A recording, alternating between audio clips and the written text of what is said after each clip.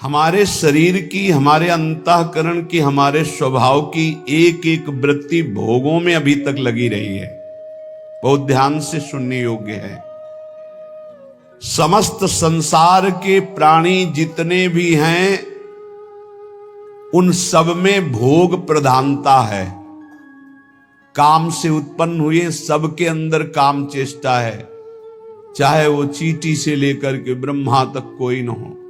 जिन्होंने ब्रह्मबोध या भगवत प्रेम प्राप्त कर लिया है वही जीवन मुक्त महात्मा इस फांसी से अलग हैं, नहीं सांप के गले में फांसी पड़ी हुई है काम की। समस्त संसार प्राणी भोग सुख की कामना में लिप्त हैं। सभी के मन में एक लालसा लगी रहती, ये भोगूं, ये चखूं, ये देखूं, ये सूंघूं, वहां जाऊं, मुझे आनंद मिल जाएगा। आनंद की प्राप्ति के लिए प्रकृतिजन्य स्थान, वस्तु, व्यक्ति, इनके भोग की आकांक्षा। बहुत ध्यान से समझिए, समस्त प्राणियों की रचना ही ऐसी है कि भोगाकर्षण इतनी जोर का है, देखना, सुनना, चखना, भोगना, स्पर्श करना,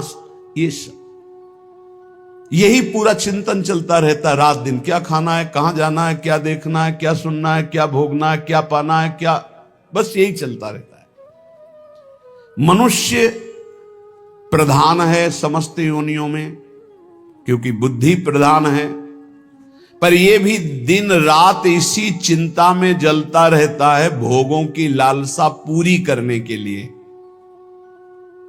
इतना रुपया हो गया, इतना हो जाए, इतनी व्यवस्था हो गई, इतनी व्यवस्था हो जाए, इतनी जमीन हो गई और इतनी हो जाए, अब ये कर लिया, अब ये कर लूंगा और सुखी हो जाऊंगा। पर वो जलता रहता है चिंता, शोक, भय। इस काम भोग को लेकर के बुद्धि प्रधान मनुष्य ज्यादा भ्रष्ट हो रहा है,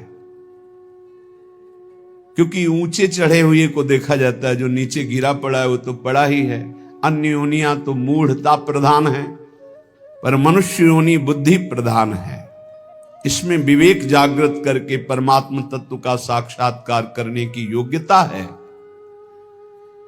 भोगों की प्रधानता होने के कारण मनुष्य शरीर इतना महान है कि वो ब्रह्म तत्व का साक्षात्कार करने की योग्यता रखता है, पर भोगों के आकर्षण के कारण वो दुख पर दुख भोगता हुआ उसी दुख की ओर जा रहा है।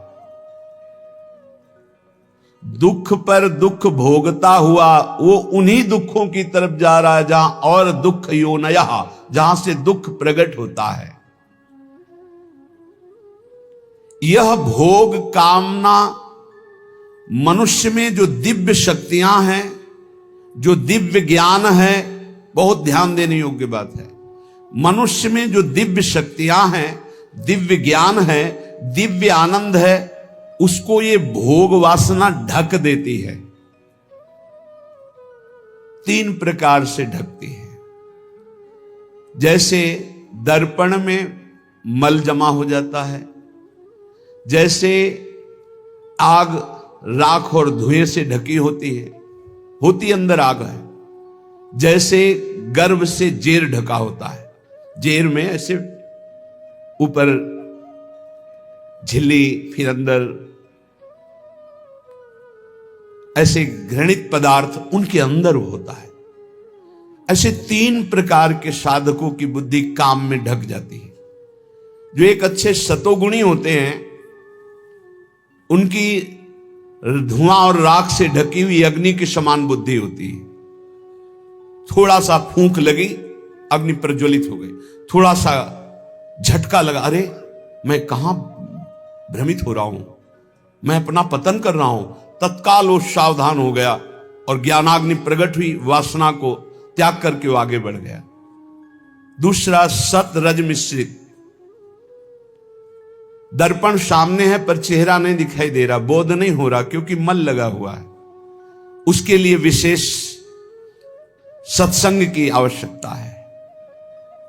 जब बार बार सत्संग सुने तब उसको चेतना जागृत होती है, अरे मैं गलत हूं, मैं गलत मार्ग में जा रहा हूं। जे भी ऐसे फेरा गया हाथ, मल हटा से प्रतिबिंब दिखाई देने लगा। ऐसे ही जे भी उसको सत्संग के द्वारा विवेक हुआ, उसने वासना का त्याग किया, शुद्ध ज्ञान जागृत हो गया। तीसरा, जैसे वो जेर में ढका हुआ गर्भ, सत्य क्या है असत्य क्या है बिल्कुल बोध नहीं। इनके लिए बहुत काल सत्संग की जरूरत है। जब बहुकाल करी सत्संगा तभी हो सब संशय भंगा। जब बहुत काल सत्संग होता तब इनको चेतना जागृत होती है, अरे मैं गलत हूं। नहीं, काफी समय तो सत्संग करते हुए भी असत आचरण होते रहते हैं। जब सत्संग बहुत काल किया जाता है तो श्रवण मात्र से हृदय पवित्र होता है। जब हृदय पवित्र होता है तब चेतना जा रहे मैं कहां भ्रमित हो रहा हूं। वो काम भोग वासना के कारण अपने ज्ञान को ढका, अपनी शक्तियों को भूला हुआ, अपने आनंद स्वरूप को भूला हुआ, जहां अधिक दुख भोगना है उसी भोगों की तरफ बढ़ता जाता है। काम कलुषित हृदय इस विष को अमृत मानकर खाने के लिए ललचाने लगता है।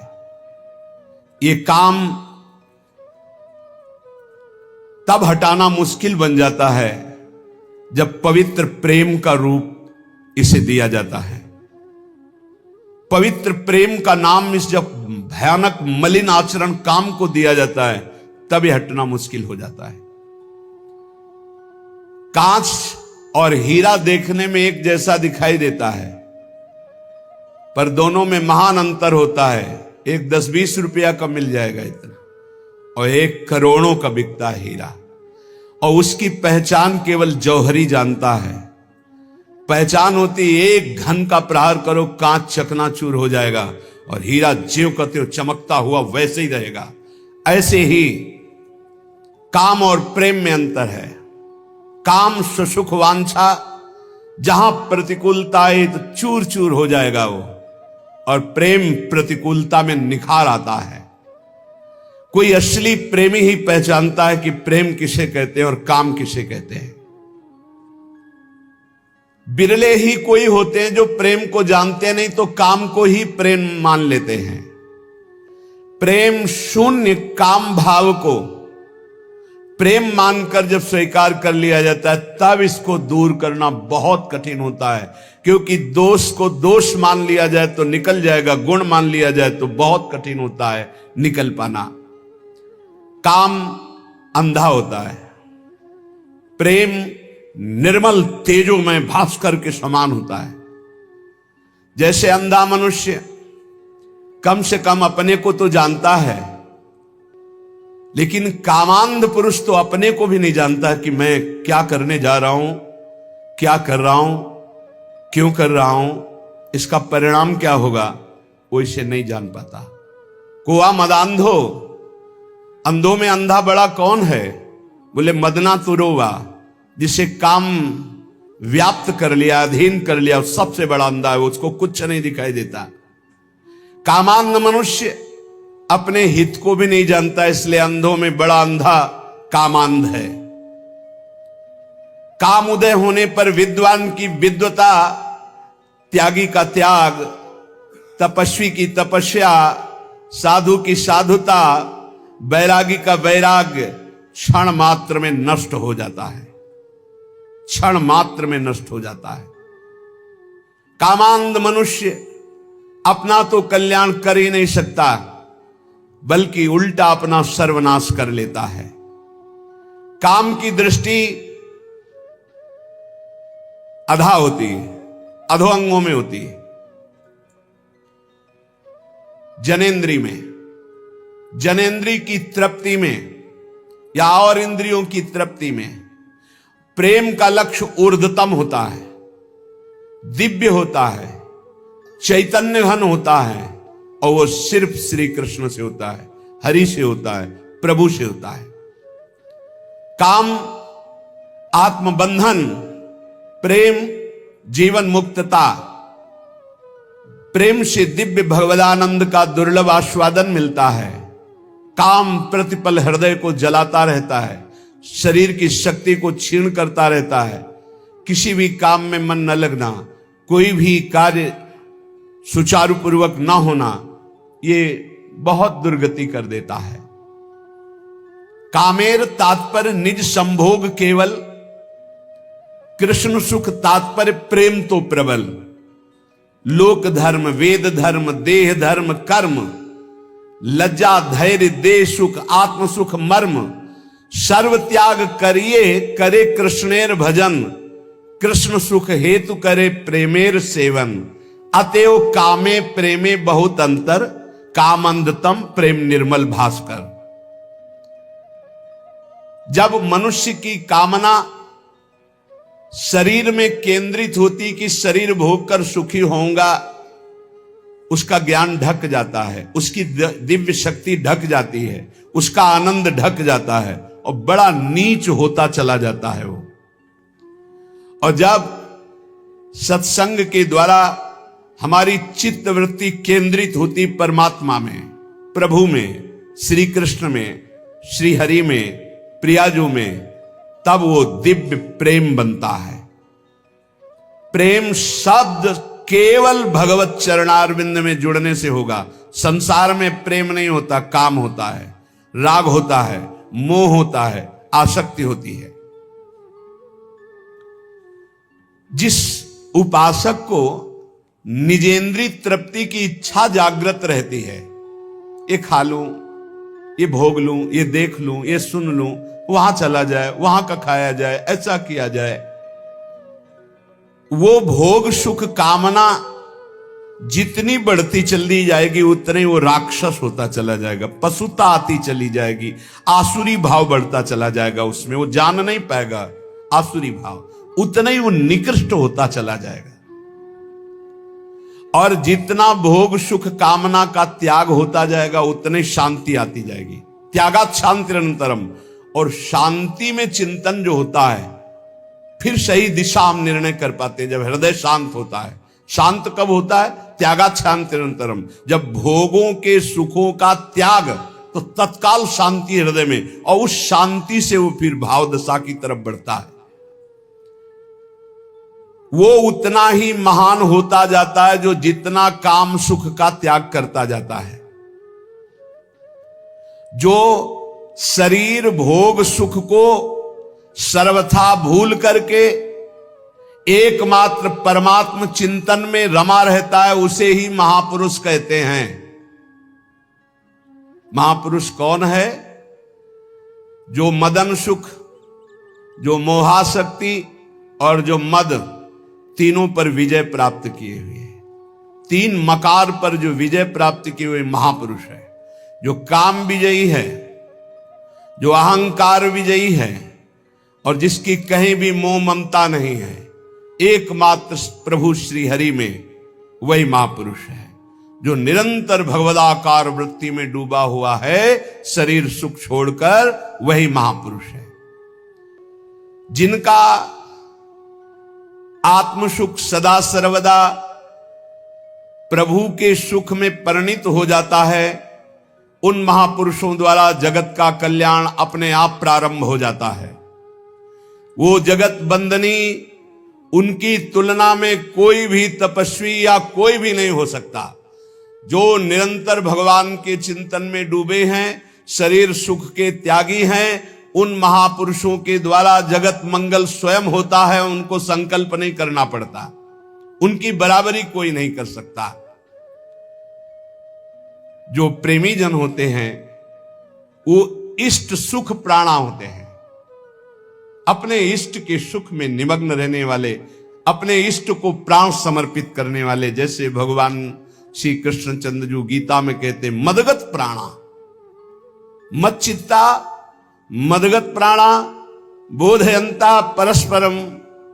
जो मेरे में सदैव चित्त लगाए हुए हैं और मेरे को प्राण समर्पित कर दिए हैं। अब जीने मरने की परवाह नहीं, अब भूख प्यास की परवाह नहीं, अब दुख सुख की परवाह नहीं, क्योंकि मेरे प्राण प्राणनाथ को समर्पित है। उनका सहज सुख हो जाता है भगवदानंद। जैसे अभी सहज सुख है विषयानंद, हमारी वृत्तियां सहज में विषयानंद में जाती है, ऐसे उन महापुरुषों का सहज चिंतन, सहज आनंद भगवदानंद होता है। वेद धर्म, देह धर्म, लोक धर्म, लोक की लज्जा, देह सुख, आत्म सुख, परिवार सुख, आर्यपथ, धन के द्वारा प्राप्त सुख, ये सब का त्याग हो जाता है।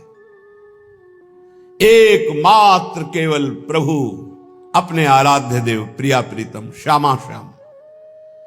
जब तक उपासक के हृदय में लोक की परवाह है, परलोक की परवाह है, वैदिक सिद्धांतों की परवाह है, भोग मोक्ष की परवाह है, तब तक अभी प्रेम रण क्षेत्र में वो नहीं उतरा।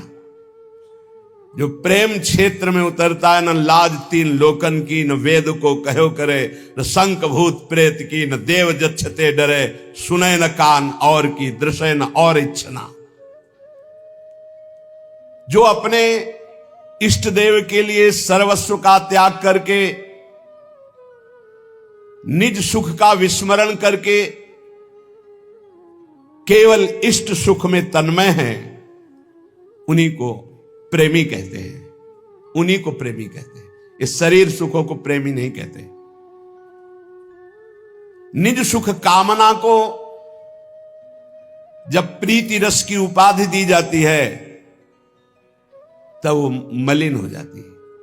जहां निज सुख कामना, हे प्रभु मैं आपकी आराधना करता हूं, मेरा काम ये पूरा हो जाए, मेरी ये चाह पूरी हो जाए, मेरा ये मेरा ये मेरा ये, तो प्रभु तुम्हारे है ही नहीं।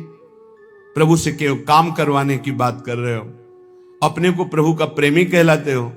बोले उपाधि मात्र है, प्रेम नहीं है। प्रेम निरुपाध ही होता है।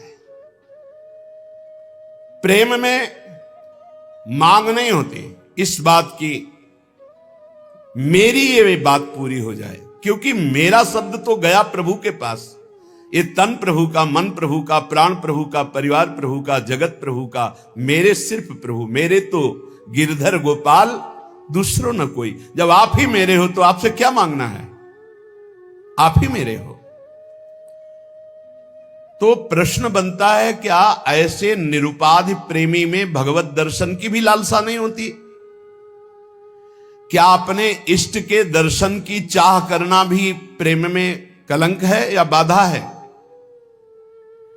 क्या उनकी सेवा सुख में निमग्न होना भी बाधा है? सेवा करते हुए सुखी होना, उनके दर्शन की चाह रखना, उनसे मिलन की आकांक्षा रखना, क्या यह भी प्रेम में बाधा है? बोले नहीं। तो इसमें फिर आ जाता है ना अपना सुख, कि प्रभु को देखकर मुझे सुख होता है, प्रभु की सेवा करके मुझे सुख होता है, तो हम तो सुख ले रहे हैं ना, तो तत्सुख कहां हुआ? बोले नहीं।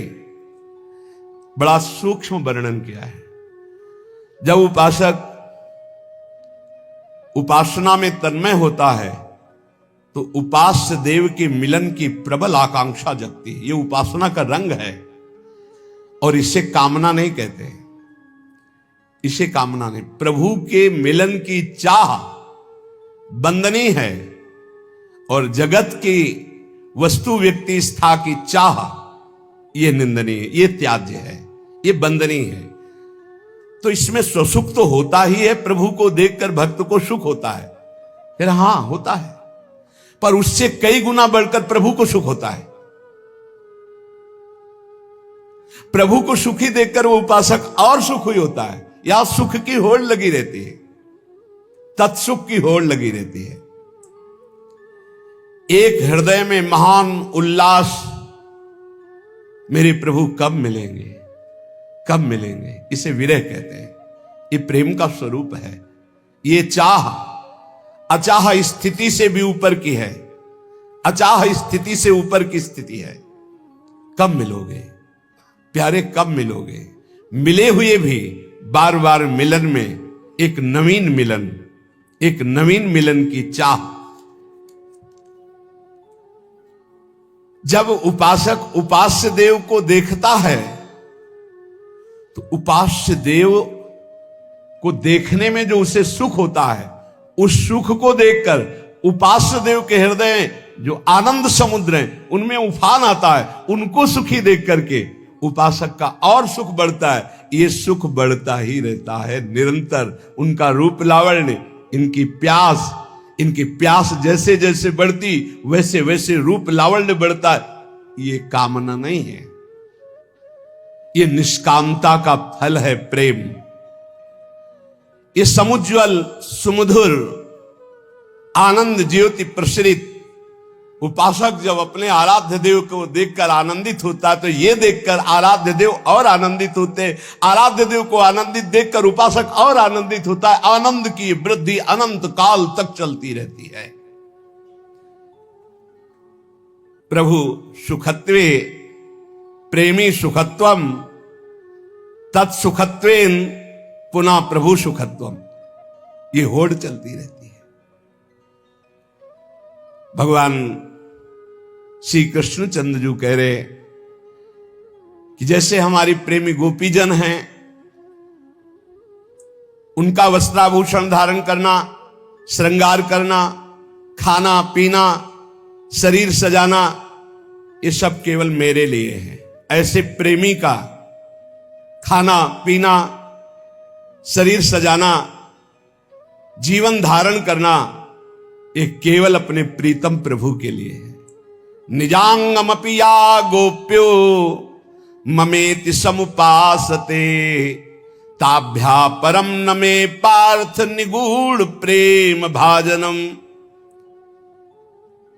अर्जुन, ये जो मेरी गोपियां हैं, ये अपने अंगों को मल मल करके साफ करती है, उपटन आदि अंगराग आदि से सजाती है। किस लिए? मेरी सेवा के लिए। मेरे निगूढ़ प्रेम पात्र गोपियां हैं। तो प्रेमी अपने देह की रक्षा करता है, वो ये मान के नहीं कि मेरी है, नहीं, ये प्रभु की धरोहर है, प्रभु की सेवा पात्र है। प्रेमी अपने शरीर को सजाता है। जा रहा हूं सेवा में इस समय, तिलक रचना, चंदन रचना, अपनी प्रसादी की सब धारण करके फिर प्रभु की सेवा में। इलायची मुख में है प्रसादी कि कहीं मुख की दुर्गंध ना हो। इत्र शरीर में प्रसादी छिड़का हुआ, सज धज करके प्रभु की सेवा में जा रहा है। श्रृंगार सज्जा पहले अपनी, फिर श्री जी की प्रसादी से अपने को सजाकर पावन होकर। ये विश्व में कहीं नहीं है, ये वृंदावन प्रेम राज्य की बात है। जहां भी हमारे ठाकुर वृंदावन के विराजमान इसी पद्धति से सेवा होती है। ऐसे ही त्रिमल करके वस्त्र पर देखा है पूज्य जनों को। ऐसे श्री जी को स्नान कराने जा रहे हैं ना, तो प्रसादी इत्र पहले लगा के मुख में इलायची रख करके श्री जी की सेवा में जा रहे हैं। ये अन्य साधन राज्य की बात नहीं, ये प्रेम राज्य की बात है। ये बहुत ऊंची बात है। सभी साधन क्षेत्रों में शरीर की देखभाल संभाल छोड़ दी जाती है, लेकिन प्रेम राज्य में शरीर को तुच्छ मानकर नहीं छोड़ा जाता। शरीर को प्रियालाल का सेवा पात्र माना जाता है।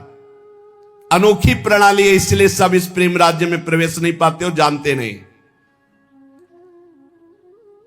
जिसमें देह को सेवा का पात्र मान करके आराध्य देव के लिए, जैसे हम प्रतिदिन प्रियालाल के भोग के पात्र, तांबे का लोटा जिससे स्नान कराते हैं, जिसमें स्नान कराते हैं वो थाल, आरती, ये सब पात्र हम मार्जन करते हैं।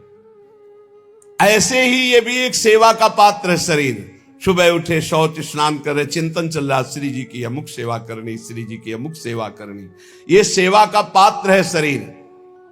हम अपने शरीर को जो स्नान कराते हैं, तिलक रचना करते हैं, पवित्र वस्त्र धारण करते हैं, ये हमारा भजन है। हम अपने आराध्य देव के लिए कर रहे हैं, अब शरीर सुख के लिए नहीं कर रहे। प्रेमी का विश्वास है कि ये शरीर सेवा पात्र है प्रभु का। जैसे अन्न सेवा के पात्र हैं, ऐसे ये शरीर सेवा का पात्र, इसे बड़ा पवित्र रखना है। इसे बड़ा संभाल के रखना। यह धरोहर है श्री जी की, ये श्री जी की सेवा पात्र है। शरीर को जो सेवा पात्र मानते हैं उनको ये ज्ञान धारण करने की जरूरत नहीं कि मैं शरीर नहीं हूं, ये शरीर नाशवान है, जरूरत नहीं। बहुत बहुत मंगलमय प्रसंग है समझने का, और बहुत सरल सहज है। पूजा की वस्तु पूज्य की संपत्ति होती है, पुजारी सिर्फ पूजा कर सकता है। ये पूजा की वस्तु है, इस पर अधिकार पूज्य प्रियालाल का है, वो हमारे, ये हमारे आराध्य देव की संपत्ति है। पुजारी तो सिर्फ देख रेख संभाल सजावट करता है। ठीक ऐसे गोपीजन अपने शरीर को संभालती है, सजाती है श्री कृष्ण के लिए। मानती हैं गोपीजन की हमारे पास से जो कुछ तन मन प्राण है श्री कृष्ण का है, श्री कृष्ण की संपत्ति है। ठीक प्रेमी ऐसे ही मानता है, ये तन मन प्राण ये मेरे प्रियालाल की संपत्ति है।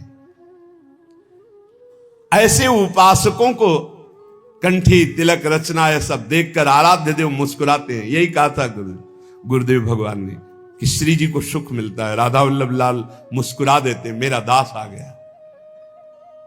कभी नहीं, बिना तिलक के कभी नहीं रहना चाहिए।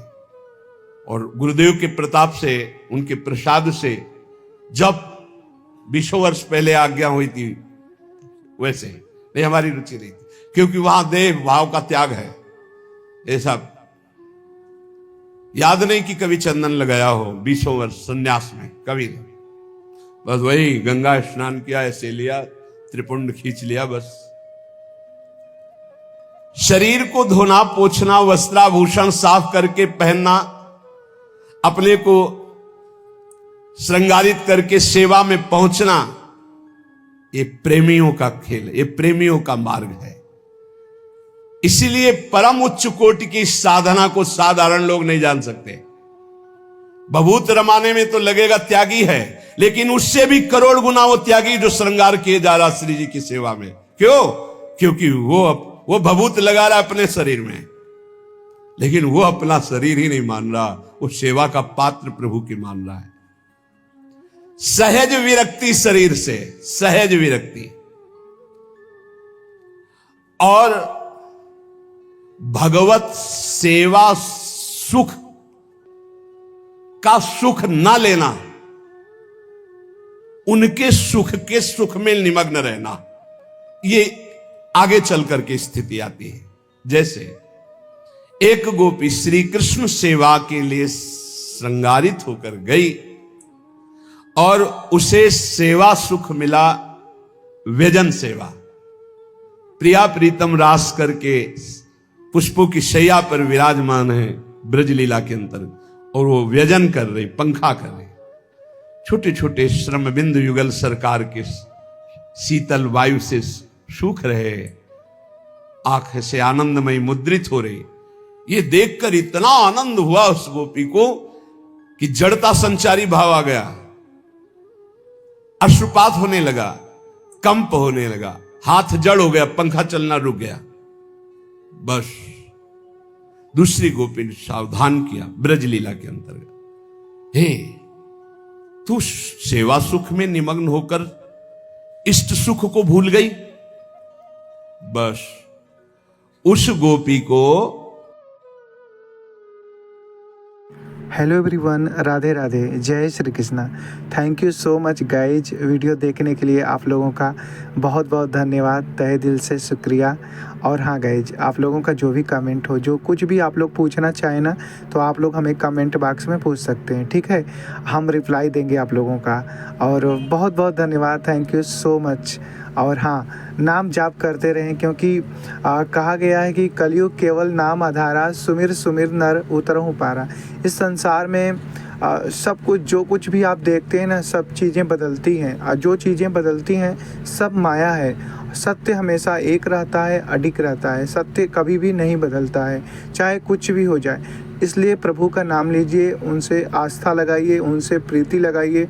यही हम लोगों का सच्ची कमाई है। ओके, तो नाम जाप करते रहें, लोगों का हेल्प करें, जो लगे सही है उसका हेल्प करिए। जय श्री कृष्ण।